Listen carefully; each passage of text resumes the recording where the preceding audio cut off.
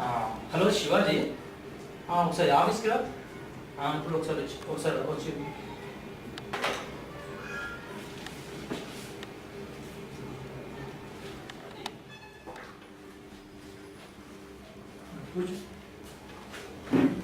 ఇప్పుడు మరి మన ఎక్స్టర్నల్ దగ్గరకు వచ్చిన ఇంటర్నల్స్ ఎలా రాశారు?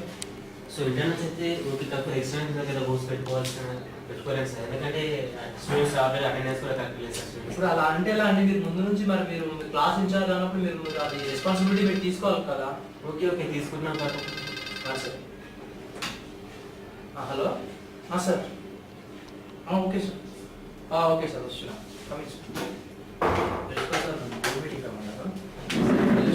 ఒకసారి ఆఫీస్ అప్పుడే ఆఫీస్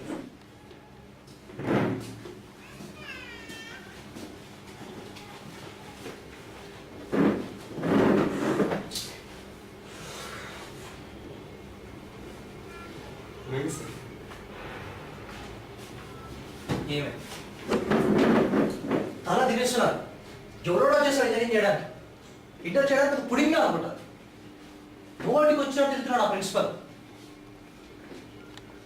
అటెండెన్స్ షార్టేజ్ ఉన్న ఫైల్ ఉంది, ఇది పని చెప్తాను. రాజేష్ 33% అటెండెన్స్. పిలు ముందు పిలు.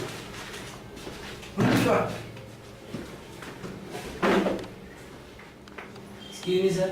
Come in.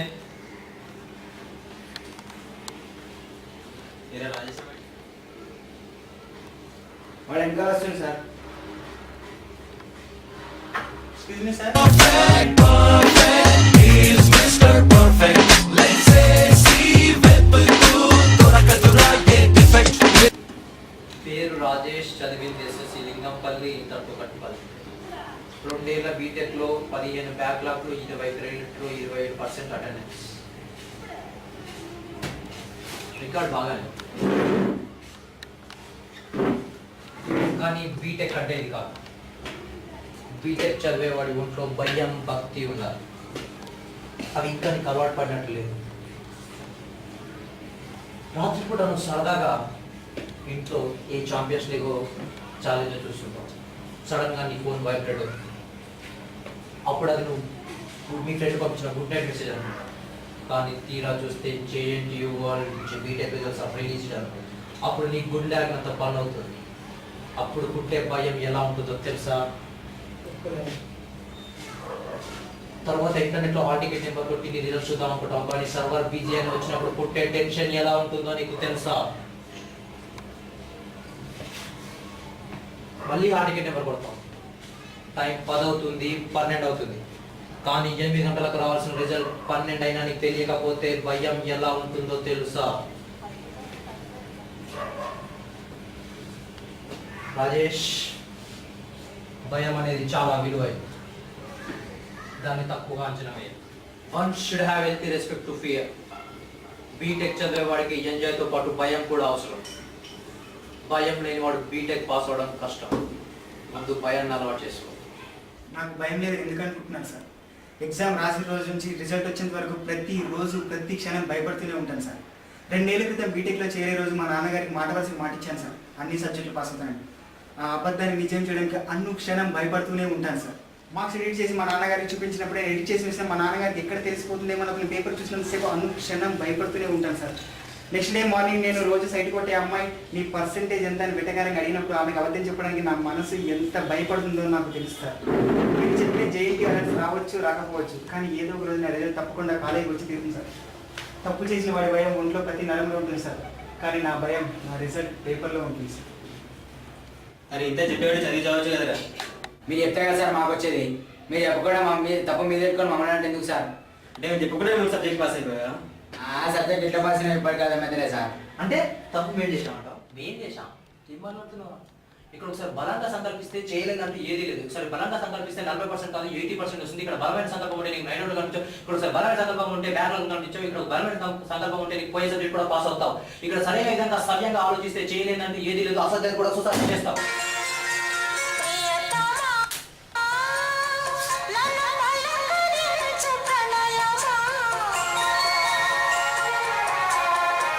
Get out of us. You cannot do that. Get out. చెప్పరా మేమే తప్పు చేసి చెప్పు, తప్పు చేసిన అడిగిపోయాడు, నువ్వు చెప్పు ఏం చేసాం చెప్పు. మొత్తం మీరే చేశారు. నేనేం చేశానరా?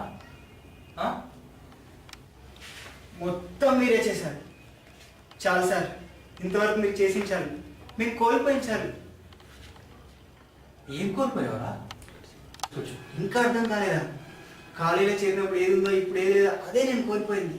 పాకెట్ మనీ, అటెండెన్స్ కానీ సప్లీలు కానీ ఉన్నదంతా పోయింది సార్. ఎంజాయ్ చేయడానికి ఏముంది సార్? మీరు ఎప్పుడు మీ స్టూడెంట్కి ఇంపార్టెంట్ క్వశ్చన్లు ఇవ్వాలి, ఇవన్నీ పాస్ చేయాలని ఆలోచిస్తారు తప్ప ఏనాడైనా ఆ క్వశ్చన్ ఎగ్జామ్లో వస్తుందని ఆలోచించారా? అరే రాజేష్, నేను ఏ క్వశ్చన్ ఇచ్చినా 100 సార్లు రిప్లై అయ్యే క్వశ్చన్ ఇస్తాను. అవును, 100 సార్లు రిపీట్ అయిందని చెప్తారు కానీ 100 సార్లు రిపీట్ అయిన క్వశ్చన్ మళ్ళీ ఈసారి వస్తుందని ఒక్కసారి ఆలోచించారా? మేము అడగకుండా ఇంపార్టెంట్ క్వశ్చన్స్ ఇవ్వడంలో ఉండే సాటిస్ఫాక్షన్ మీకు తెలుసు, కానీ చదివిన ఆన్సర్ ఎగ్జామ్లో రాకపోతే ఉండే బాధ మీకు తెలియదు. నాకు తెలుసు. అసలు ఎప్పుడైనా ఇంటికాడ ఎలా చదువుతున్నా అడిగితే కదా మీకు తెలిసేది నేను చదువుతున్నానో లేదో అని. ఏదైనా మాట్లాడితే మా పేరెంట్స్ స్పీచ్ మాట్లాడతారు, నాతో మాట్లాడండి సార్, ఫ్రెండ్లీగా ఉండండి సార్. ఏరా ఆ మాట నేను కాదురా ఎప్పుడు చెప్తాను. చెప్తారు కానీ చేయరు. అటెండెన్స్ వేస్తామంటారు కానీ మళ్ళీ ఫైన్ కట్టమంటారు. ఎందుకంటే అంతా మీకు ఇష్టం వచ్చినట్టు జరగాలి. ఈ పేపర్ మీరు సెట్ చేశారు, మీరే సూపర్ అంటారు. సార్ ఈ టఫ్ అంటే ఈజీ మీరు నన్నే కనిపించేశారు. నాకు ఎలా ఉంటుందో తెలుసా? నేను చిన్న పడేసి నాకు ఒక్క ముక్క కూడా రాదు అని అరవాలనిపిస్తుంది. అరే రాజేష్, రెగ్యులర్గా కాలేజీకి రమ్మంటారు, నేనేదో వారానికి ఒకసారి వస్తాను, కానీ వచ్చిన ఒకరోజు కూడా అసైన్మెంట్ రాయలేదు అలర్ట్ చేశారని బయటకు పంపించేస్తారు. నవ్వుతున్నారు సార్ పక్క బ్రాంచ్ వాళ్ళు నన్ను చూసి. మళ్ళీ ఎగ్జామ్స్ వస్తాయి, నేనేదో చదవాలనుకున్నాను. రే రాజేష్ 8 మార్క్స్ ఉంచాను, 16 మార్క్స్ ఉంచాను. నాకు వచ్చిందే 4 మార్క్స్ క్వశ్చన్ అంటే నేను ఎలా రాయాలి సార్ 16 మార్క్స్ ఆన్సర్? ఆఖరికి చదివిన ఒక్క క్వశ్చన్ కూడా ఎగ్జామ్లో రాకపోతే పెన్ను కదలట్లేదు సార్. ప్లీజ్ సార్, మీరు చెప్పిన క్లాసులు వినలేక ఎగ్జామ్లో వచ్చిన క్వశ్చన్స్ రాయలేక ఇన్నాళ్ళు నరకని చూశాను సార్. కోపం, ఫ్రస్ట్రేషన్, చిరాకు ఎవరు మీరు చూపించాలి, ఎలా చూపించాలి తెలియక ఒకరోజు స్లిప్ లేట్గా తెచ్చాడని అటెండర్ మీద అరిచేశాను. దాంతో వాళ్ళ స్లిప్లు ఇవ్వడమే మానేశాడు. అసలు ఎగ్జామ్ ఎందుకు ఎలా రాస్తున్నాడు క్లాస్ చెప్పిన మీకే అర్థం కాకపోతే ఎవరి దిద్దేవాడికి ఎలా అర్థమవుతుంది సార్? ఇప్పుడు నేనేం చేయాలి సార్? అసైన్మెంట్ రాయాలి, ఫైన్ కట్టాలి, అంతే కదా, కడతా. కానీ ఎన్ని రోజులు రాసింది ఇంటర్నల్ ఎగ్జామ్ సార్. మీకు తెలియదు దాన్ని నేను స్లిప్ పెట్టి రాశాను, కానీ వచ్చేది ఒక ఎక్స్టర్నల్ ఎగ్జామ్ సార్. అప్పుడు స్లిప్ పెట్టి రాసి బయటకు జరిగిపోతే మీ స్టూడెంట్ లైఫ్ వేస్ట్ అయిందని లైఫ్ లాంగ్ మీరే బాధపడతారు.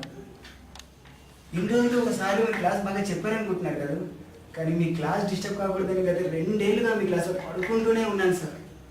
ఇలా పడుకుంటూ ఉంటే ఏంట్రా నా బీటెక్ వెనక్కి తిరిగి చూస్తే ఇందులో మొత్తం బ్యాక్లాగ్సే ఉంటాయి సార్, ఇంకేముండవు. ఇన్ని రోజులు మేము క్లాస్ వినలేదు సార్, విన్నట్టు నటించాను. ఇక మేము కూడా అలానే ఉంటాను. కానీ నా దగ్గర రిక్వెస్ట్ సార్, నాకు రాని క్వశ్చన్ ఇచ్చి ఎగ్జామ్లో పాస్ కావాలని మాత్రం కోరుకోకండి సార్.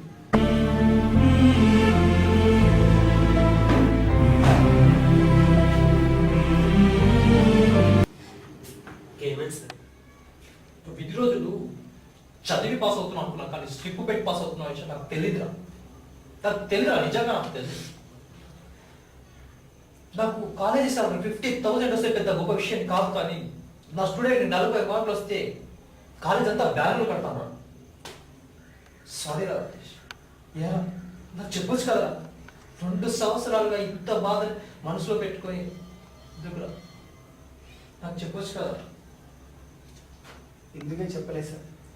మీకు ఇలా చెప్తే మా పేరెంట్స్ ఫోన్ చేస్తున్న విషయం నాకు తెలుసు. ఎందుకని చెప్పండి, ఒక్క విషయంలో మాత్రం మీకు తెలియకుండా మీ చేతిలో నా హార్ట్ బీట్ తీసుకున్నాం అనుకున్నాను సార్. ఇప్పటికీ నా హార్ట్ బీట్ మీ చేతిలోనే ఉంది సార్.